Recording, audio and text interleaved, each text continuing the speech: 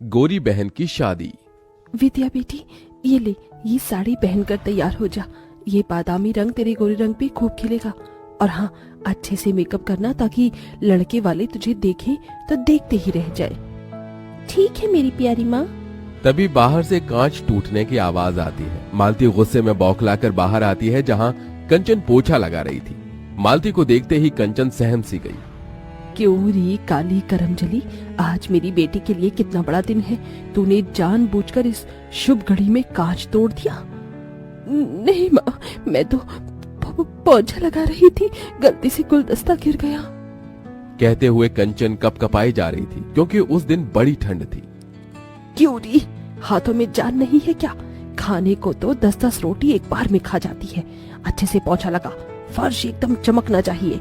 और उसके बाद चाय समोसे नाश्ता भी बना देना। ये कहते हुए मालती जानबूझकर उस बेचारी के पैरों पर से चढ़कर चली जाती है, जिससे कड़ाके की ठंड के मौसम में उस बेचारी की चीख निकल जाती है। माँ मेरा हाथ। कंचन के साथ ऐसा जुल्म होता देखकर बिछौने पर लकवे में पड़े वासुदेव की आंखों से टप टप आंसू चूने लगते हैं। थोड़ी देर में वसुंधरा अपने बेटे कार्तिक के साथ विद्या को देखने आती है। तभी कंचन चाय नाश्ता लेकर परोसती है। आंटी जी नाश्ता। मालती जी, ये लड़की कौन है? जी ये इस घर की नौकरानी है। ये सुनते ही कंचन की आंखों में आंसू भर आते हैं। वो लड़के वालों के बीच से जाने लगी। तभी विद्या ने कहा, कंचन जरा रुक। माँ जी, ये इस घर की नौकरानी नहीं बल्कि मेरी बहन कंचन है।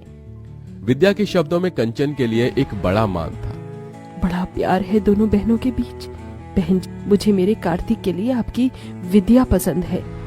तभी कंचन को उसके काले रंग के लिए नीचे दिखाते हुए मालती ने इतरा कर कहा, पसंद तो आनी ही थी वसुंधरा जी। मेरी विद्या किसी होर से कम थोड़ी है। गोरी है, सुंदर है, कोई भी खोट नहीं है मेरी बच्ची में। अच्छा जी, अब हम चलते हैं, जल्द ही बारात लेकर आएंगे। वसुंधरा के जाने के बाद मालती कंचन पर आग बबूला होकर बोली, क्यों री काली कलोटन, तुझे कहा था ना कि अपने बदसूरत मुंह पर घूंघट ओढ़ कर बाहर आने को। अगर तेरी वजह से आज मेरी गोरी बेटी का रिश्ता कट जाता तो तेरी तो शादी हो नहीं रही। कम से कम अपनी बहन का तो घर पास जाने दे। अपनी सौतेली माँ मालती का दिया गया ताना कांटों की तरह कंचन के मन पर जा लगा। माँ, क्या मिलता है तुम्हें इस बेचारी का दिल दुखाकर?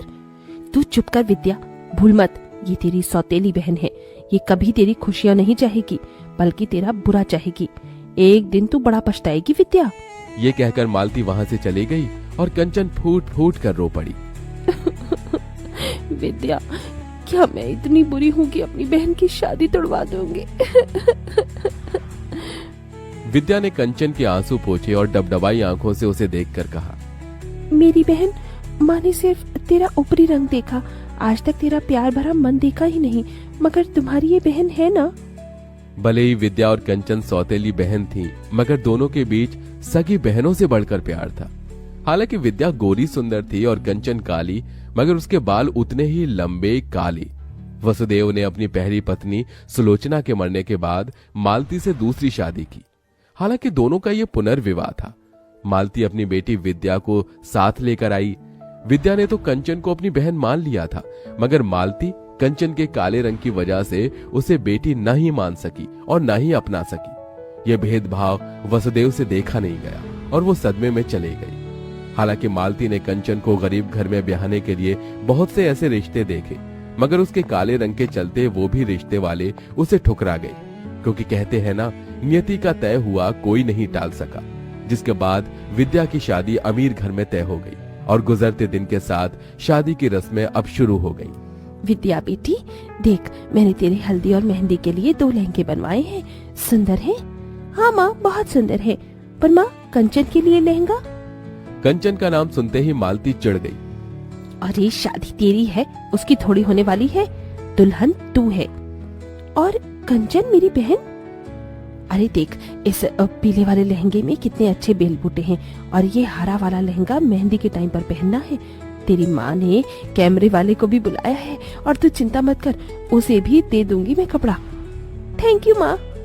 मालती ने कंचन को देखते हुए उसे एक बड़ा पुराना सा सूट पहनने को दिया, जो कि कई जगह से फटा भी था। एरी कर लो, ये ले पहन लियो तू। बिना किसी शिकायत के कंचन ने उसे स्वीकार कर लिया और विद्या को हल्दी मेहंदी लगने लगी। पड़ोसनों ने गाना बजाना भी शुरू कर दिया। हल्दी लगाओ रे, तेल चढ़ाओ रे, बन्नों का गोरा बदन चमकाओ रे। मेरी बच्ची कितनी सुंदर लग रही है। अरे मालती, अब क्या विद्या को हल्दी में ही नहला देगी? और क्या, रज रज के हल्दी लगाऊंगी, तभी तो मेरी विद्या का गोरा रंग खिलेगा। सबने बारी बारी से विद्या को हल्दी लगाई, मगर कंचन एकदम पीछे खड़ी थी। कंचन, तू अपनी बहन को हल्दी नहीं लगाएगी? आना, दूर क्यों खड़ी है? तभी मालती ने कंचन को हल्दी लगाने से रोक दिया। क्या हुआ माँ, तुमने मुझे रोक क्यों दिया? क्योंकि मैं नहीं चाहती कि तू अपने इन मनहूस काले हाथों से मेरी बेटी को हल्दी लगाए। कहीं मेरी बेटी का रिश्ता टूट गया तो? इतना अच्छा घर द्वार मिला है। मालती के साथ सभी पड़ोसन भी कंचन पर ताना कसने लगी। ठीक कह रही है मालती, अरे ये तो है ही अभागिन, दुनिया में आते ही माँ को खा गई। वही तो, इसे तो इस शादी के शुभ रस्मों से भी दूर ही रखो, इसकी काली नजर न लग जाए। होने वाली दुल्हन को वैसे भी इतनी गोरी और सुंदर जो है। बस बहुत हुआ, मैं मानती हूँ कि मेरी बहन का मुझे हल्दी लगाना मेरे लिए शुभ है। कंचन, मुझे हल्दी लगा। कंचन ने अपनी गोरी बहन को हल्दी मेहंदी लगाई, तभी कुछ हल्दी उसके चेहरे पर लग गई। हे राम, ये तो अपशकुन है, दुल्हन की हल्दी इसे भी लग गई। कंचन उस हल्दी को धोने लगी, तभी रुक जा कंचन, कहने दे इन्हें जो कहना है। मेरे लिए ये शुभ शगुन है। मुझे तो डर है बहना, कहीं ये कल्लो अपनी बहन की शादी काट कर खुद ना दुल्हन बन जाए। ये सुनकर तो जैसे मालती के मन में डर बैठ गया। शादी का दिन भी आ गया। कंचन विद्या के लिए खुश भी थी और उदास भी। विद्या, आज तू अपनी सबागन बहन को छोड़कर ससुराल चली जाएगी और मैं इस घर में तेरे बिना अकेली रह जाऊंगी। तभी दुल्हन बनी विद्या अपने बालों में से थोड़ा गजरा निकालकर कंचन के बाल में लगा देती है। इस गजरे में तो मेरी बहन के लंबे काले बाल एकदम कह ढा रहे हैं। इतने में बारात आ जाती है। तभी मालती कंचन को अपने पास बुलाती है। माँ, आपने बुलाया? हाँ कंचन, तू अपनी बहन से कितना प्यार करती है? अचानक ये सवाल क्यों माँ? क्योंकि मैं जानती हूँ, जब से विद्या का रिश्ता इतने बड़े घर द्वार में लगा है तो तुझसे देखा नहीं जा रहा, इसीलिए तू ये रिश्ता काटना चाहती है ताकि तेरी टाल गल सके और तेरी कोरी बहन की जगह कार्तिक से तू शादी कर सके। ये सुनकर कंचन टूट सी गई। नहीं माँ, ऐसा नहीं है। अगर ऐसा नहीं है तो फिर क्यों सजी धजी है तू? शादी तो तेरी बहन की है, साबित कर दे कि तू मेरी विद्या का बुरा नहीं चाहती। और फिर कंचन ने वहां रखा गमला अपने पैरों पर गिरा लिया, जिससे कि ठंड के उस मौसम में वो तड़प गई। माँ, लो माँ, इस बदनसीब बहन ने साबित कर दिया। आप अगर चाहती हैं कि मैं विद्या की शादी में शामिल न हूं तो मैं नहीं जाऊंगी माँ। तभी दूर से आदर्श ने ये सब देखा। उधर विद्या कंचन को ढूंढने लगी।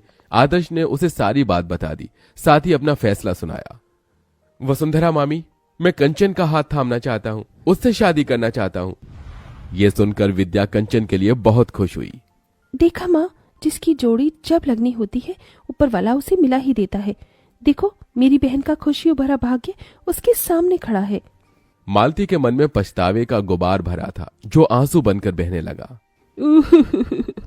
कंचन बेटी, अपनी माँ को माफ कर दे, मेरा ही मन मैला था, इसलिए विद्या के लिए तेरा प्यार कभी देख न सकी। बोल, तेरे लिए क्या करूं? बस इतना कर दो माँ कि आज अपनी इस बेटी को मायके की चुनरी ओढ़ाकर विदा कर दो। ये सुनकर सभी का दिल निकल आया, जिसके बाद कंचन का कन्यादान उसकी गोरी बहन के साथ उसी मंडप में हो गया और दोनों विदा हो गईं।